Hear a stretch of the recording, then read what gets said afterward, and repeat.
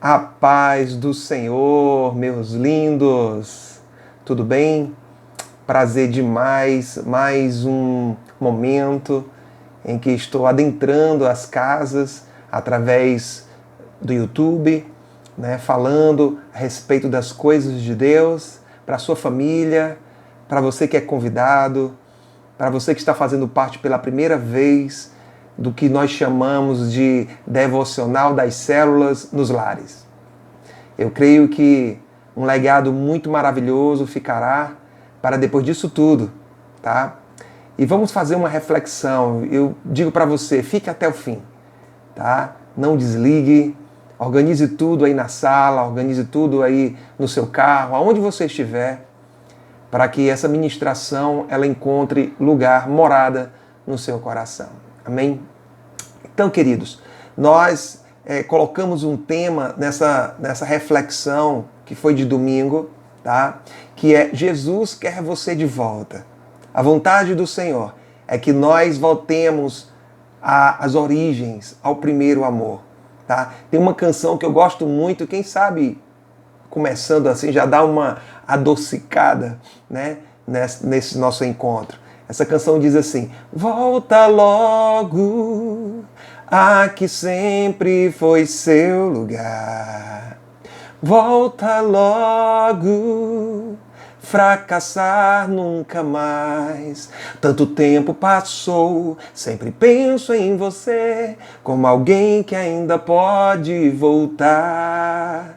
Deixa tudo pra trás, meu amigo e irmão, coração machucado em sem fé. Volta logo, a que sempre foi seu lugar. Você que quis ir embora, né? Mas os braços do Senhor sempre estão abertos para que todos nós voltemos todos os dias para os braços do Pai. Nessa ministração nós vamos falar sobre 3 coisas: oportunidade, urgência e cura. Deus está dando oportunidades, mas há uma urgência para que a cura aconteça nos nossos corações. Amém? Então, o que nós estamos vivendo nos dias de hoje? Nós estamos vivendo nos dias de hoje, dessas crises que nós estamos vivendo, na verdade, são verdadeiras oportunidades. Diga, oportunidades. Às vezes a gente fica perguntando, quando vai chegar o meu dia, a minha oportunidade? Pois eu te digo, as oportunidades já estão às portas. Amém? Olha, não existe crescimento da igreja ou de indivíduos como eu e você sem enfrentamentos de dificuldades. As dificuldades não são dificuldades por dificuldades, elas podem ser oportunidades de crescimento, de aperfeiçoamento, de direção. A oportunidade de emprego vem com o quê? Vem com a concorrência. A oportunidade de um negócio próprio vem com o quê? Com muito trabalho. A oportunidade de gerar filhos vem a gestação, que não é fácil. A oportunidade de investimento, existe o risco. Então, em todas as oportunidades, nós enfrentaremos dificuldades. Mas a oportunidade que eu vejo agora, nos dias de hoje, é uma oportunidade de arrependimento, que significa mudanças importantes na vida, gerada por nossas decisões ou por manifestações do amor de Deus. Se nós ficássemos, na verdade, só com as conquistas que teremos, né, geradas pelo arrependimento sincero que nós manifestarmos, já seria suficiente para que a gente pudesse arrepender. Mas nós entendemos que o Senhor tem muito mais a nos dar. Mas só os nossos arrependimentos gerariam, sabe o quê? Casamentos mais fortes. Salvariam casamentos. Salvariam filhos. Filhos seriam sarados. Porque o que existe de filhos ou de adultos que são filhos marcados, né, por falta de um arrependimento, de um caminho de volta, de uma mudança de atitude dentro de lá, dentro de casa, são muitos que vivem isso. Então, Jesus conta uma parábola, você já deve ter lido aí, Lucas capítulo 13, do versículo 1 ao versículo 17. E lá no versículo 6, Jesus conta uma parábola para que as pessoas entendam a respeito de arrependimento. Então, a parábola começa falando no versículo 6, o que é que diz? Então contou esta parábola: o homem tinha uma figueira plantada em sua vinha, foi procurar o que nela?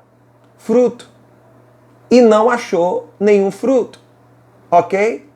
Então, o que eu posso trazer de lição para mim e para você? É que aquele fazendeiro, aquele dono da propriedade, ele é figura de Deus, figura de Jesus. E o que ele fazia em 3 anos? Ele ia sempre buscar naquela planta, naquela figueira, frutos. Jesus, na verdade, sempre busca o homem. Sempre busca algo que o homem possa dar. Então você pode frutificar. Se Jesus está falando com você, se você sente a busca de Deus através de uma palavra, de uma ministração, é porque ele acredita ainda em que o homem pode frutificar.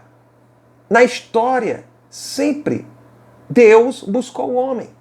Ele buscou o homem no jardim escondido. Ele buscou o homem na sarça esquecido.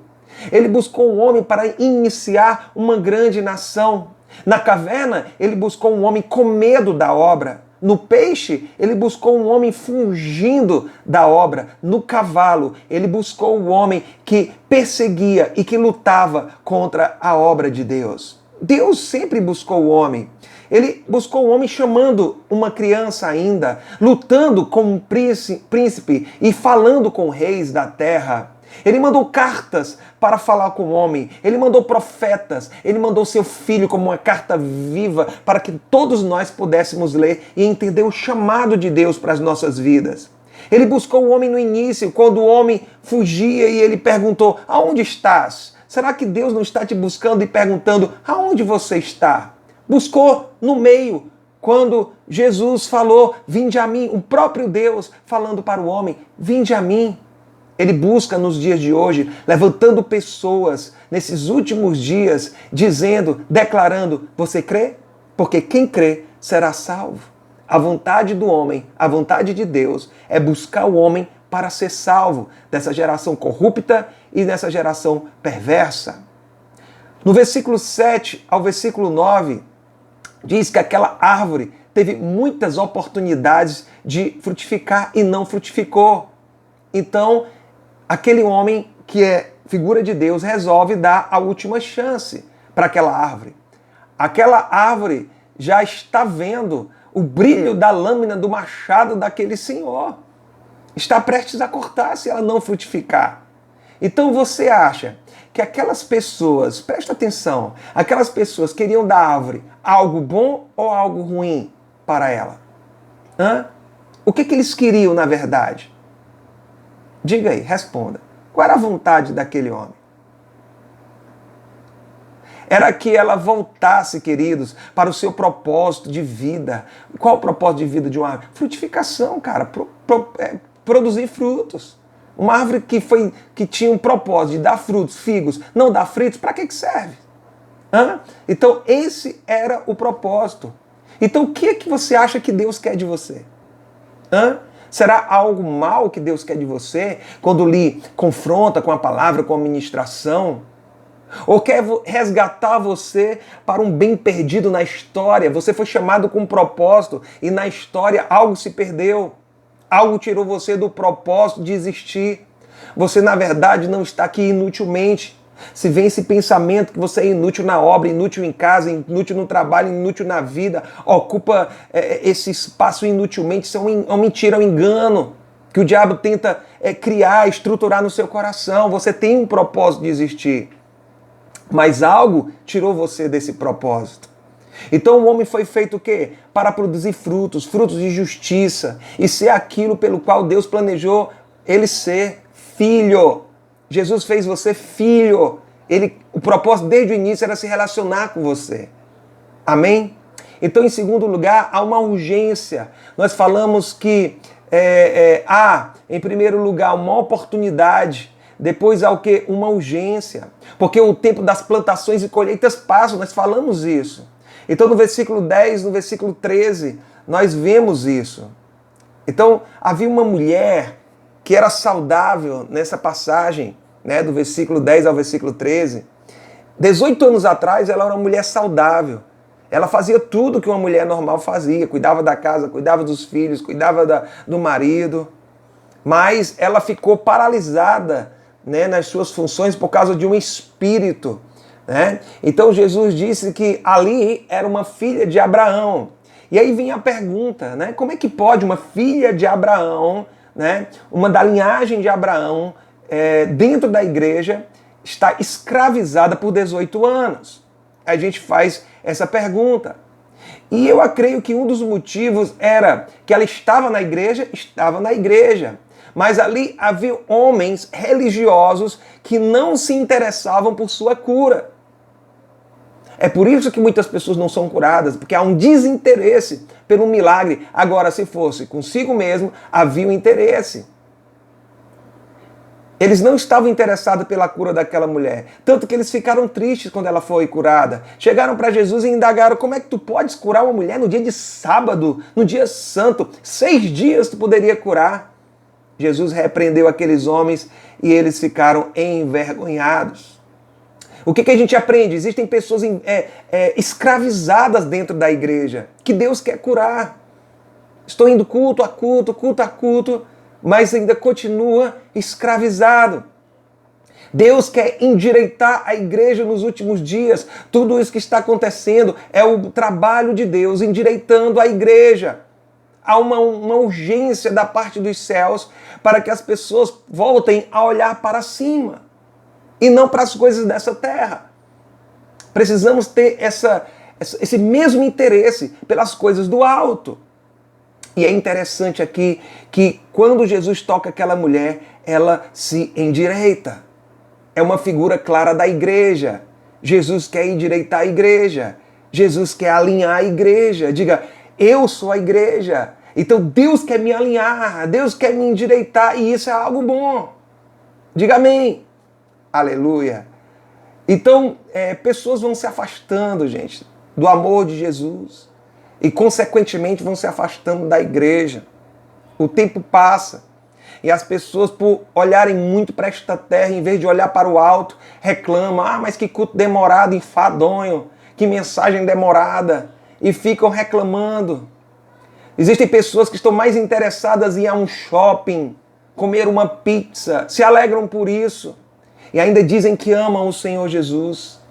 Quem não ama a igreja, o corpo, não ama o cabeça, que é Cristo. Você está entendendo isso? Então, o que esta geração precisa é se endireitar, como aquela mulher se endireitou.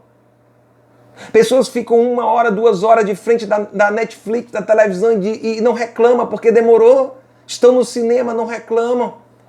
Mas reclamam de serem ministrados por uma palavra que muda as vidas. Então é isso que nós queremos, que esta geração volte a amar o corpo de Cristo. Que sejam tocados por Jesus e se endireite. Que amem estar na igreja.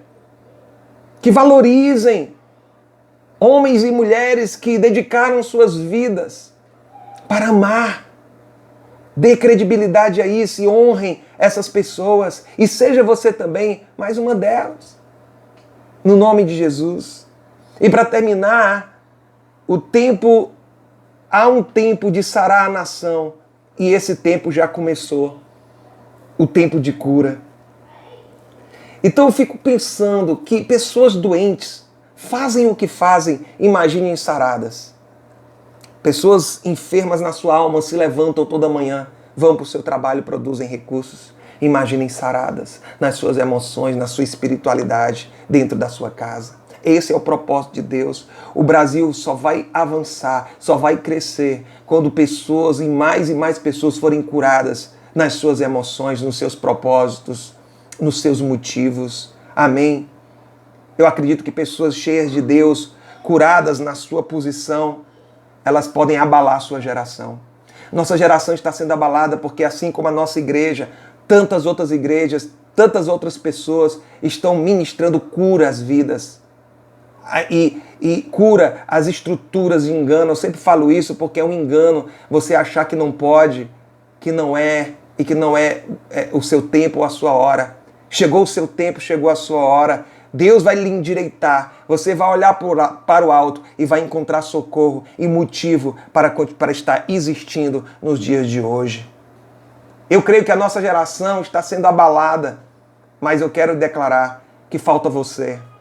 Falta a igreja, falta você se envolver. Então aproveite essa oportunidade, não deixe para amanhã. Entregue-se ao Senhor de todo o coração. Não hesite, mas se posicione em direção a Deus. Hoje é o dia de voltar para Jesus. Hoje é o dia de ser curado, porque uma geração te aguarda. Existe um clamor lá fora, e esse clamor é pela sua existência, pelo propósito da sua existência, da nossa existência.